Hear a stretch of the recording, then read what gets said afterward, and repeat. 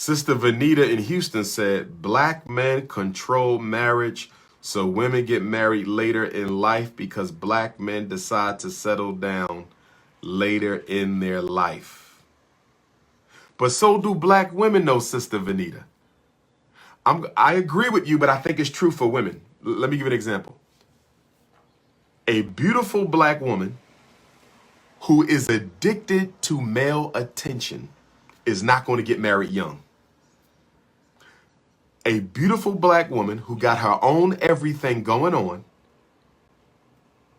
is not going to rush to get married because she's in love with the attention. Now, the problem is when black women are so in love with male attention that they pass up on all these good prospective husbands. And then when they get 40, 45, they want to settle down. And the brothers can tell that the reason you're not married as beautiful as you are is because you was playing around, throwing that goose around, that loosey-goosey. You was throwing that loosey-goosey all around town, and now you realize you almost to 50 years old and you want to settle, and a man can look at you and say, a woman is beautiful would not be unmarried unless she was a serial monogamous. A man in his 40s or 50s meeting a drop-dead gorgeous woman who ain't married, he knows why. When in your 20s and your 30s, you was a serial monogamous.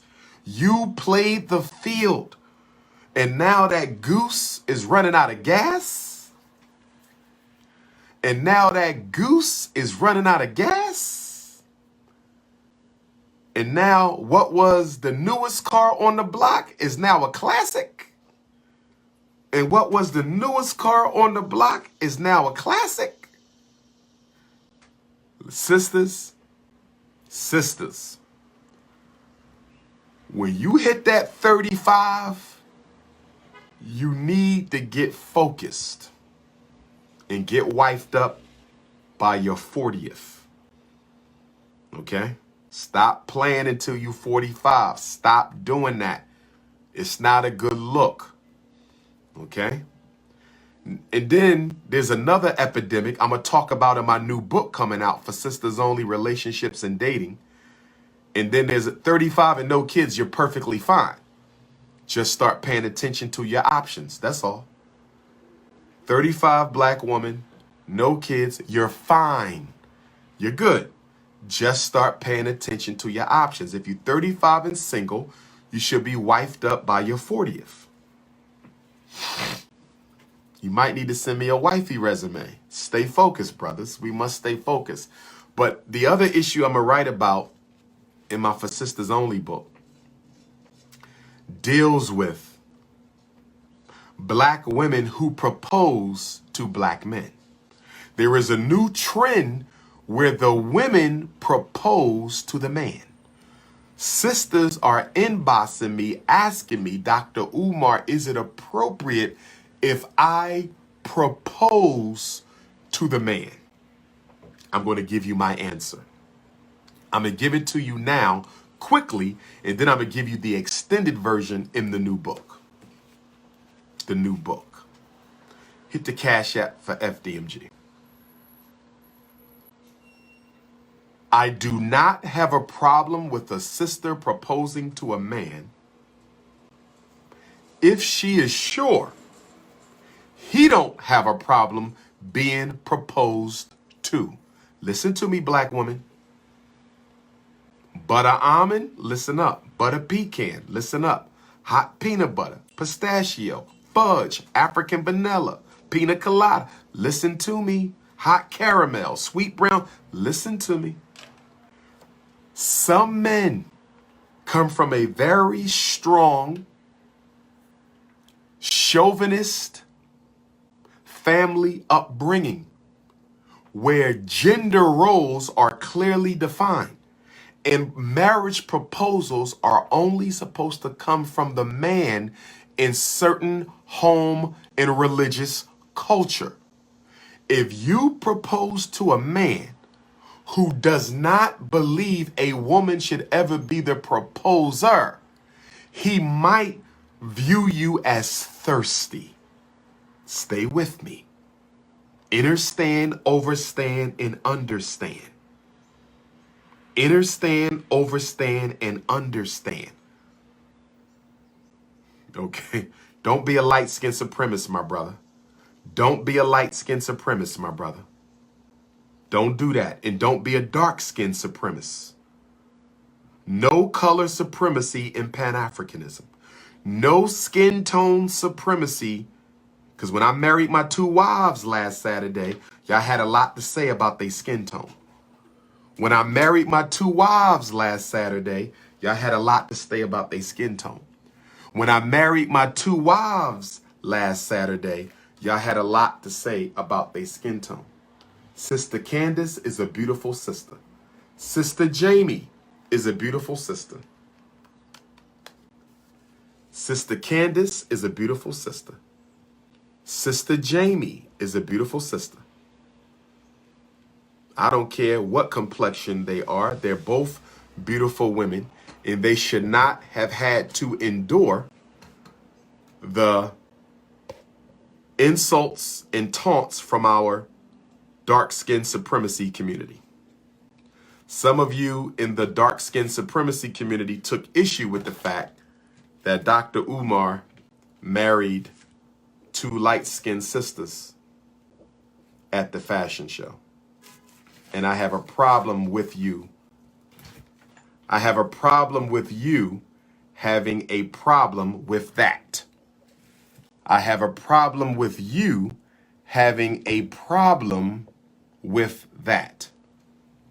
I have a problem with you having a problem with that, brothers and sisters.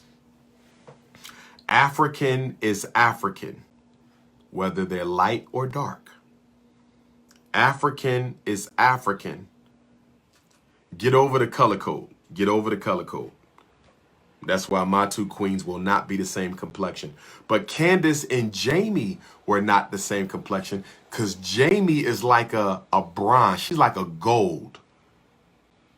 Jamie is a gold. Candace was more of African vanilla, but Jamie was more of golden brown with her fine self. But anyway, let's stay focused. Ladies, you must know the mentality of your would-be mate before you get down on one knee and propose. Ladies, you must know the mentality of your would-be mate before you get down and propose. Now, what would Dr. Umar say if a woman proposed to me? First of all, don't propose to me. That's the other thing too, ladies. You got to make sure he gonna say yes. Because if a lady proposes to a man and he says no, you're going to be crushed because you've already stepped out of your traditional gender role and you got rejected. So you got to know your mate. You got to know your mate. But if you know that man is in love with you, but he's scared to commit, here's the perfect time to propose to your man. This is the perfect time to propose to your man. Candace is beautiful too. Candace and Jamie, they're both beautiful. Jamie had the cuts though. But listen, stay focused, y'all. Stay focused. The perfect time for you to propose, and I will be getting married every fashion show. Next fashion show, I think we're going to do an African wedding. Next fashion show. Ladies, don't start proposing to me at the lectures. It ain't, don't start that. No. If you get down on one knee and propose to me at a lecture, I'm gonna have security escort you out. Ladies, we ain't doing that. You will not propose to me, ladies, at no damn lecture. Cut it out. Now let's stay focused. But let me give you the perfect time when it's okay for a woman to propose. The perfect time when it's okay for a woman to propose to a man is when you know he loves you. That man loves you, but he has some fears, reservations about commitment or marriage. He loves you though. You know he loves you. You know you number one. You know you the only one. But he's just a little jittery about commitment. That's when you propose. Or if you know he loves you, but you did some messing up. You did some things he didn't like. You might have cheated or whatever. He loves you, but he hurt and he don't know if he can trust you. And you got to give him some reassurance. That's when you propose. In other words, when the gap between you and him is this close, and the only thing between you and him and that wedding, the gap between y'all is this small, and the only thing between you and him and jumping that broom is a little bit of insecurity, a little bit of doubt, a little bit of the fear of commitment. If that's the only thing that keeps the two of you apart, I think it's okay for you to propose to him. Seal the deal. Seal the deal. But if you don't know how you feel about you don't know how you feel about a woman proposing, nah, don't do it. You got to be certain that man loves you, certain that man wants you, and the gap got to be this close. Okay? Now,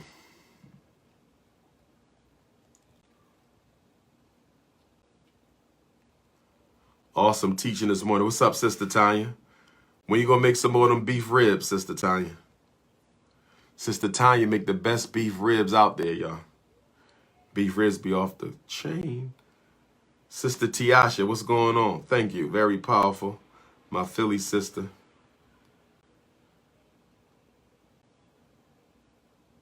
Okay, Sister Amina, you want to be a parent advocate in South Jersey? Okay, we need to talk soon. We definitely need to talk soon. Did you come to the festival? Sister Amina, you better have come to the festival. All y'all Jersey people, and Maryland people, and Virginia people, and Pennsylvania people, and New York people, y'all should have been to the festival. Sister Chanel from Chicago, I like the new cut, but the long hair is cool. I'm going to grow the hair back.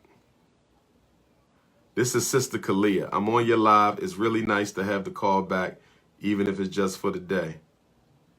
What, you need me to call you? What are you saying, Sister Kalia? Sister Kalia was at the fest, but she didn't volunteer.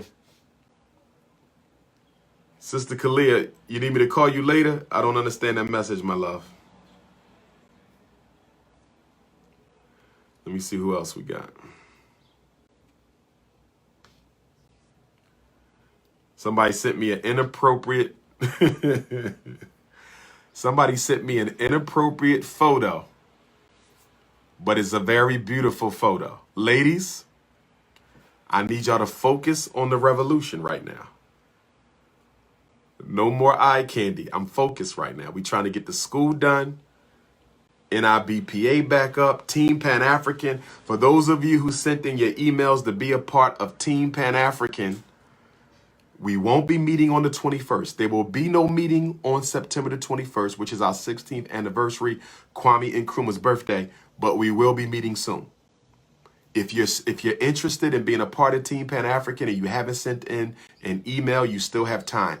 TeamPanAfrican@yahoo.com, TeamPanAfrican@yahoo.com, TeamPanAfrican. Spell it with a C on the email. We spell it with a K when we write, but we spell it with a C on the email. TeamPanAfrican@yahoo.com. Who are you? What skill set do you bring to the table? And why do you want to be a part of Team Pan-African? Who are you? What skill set do you bring to the table? And why do you want to be a part of Team Pan-African?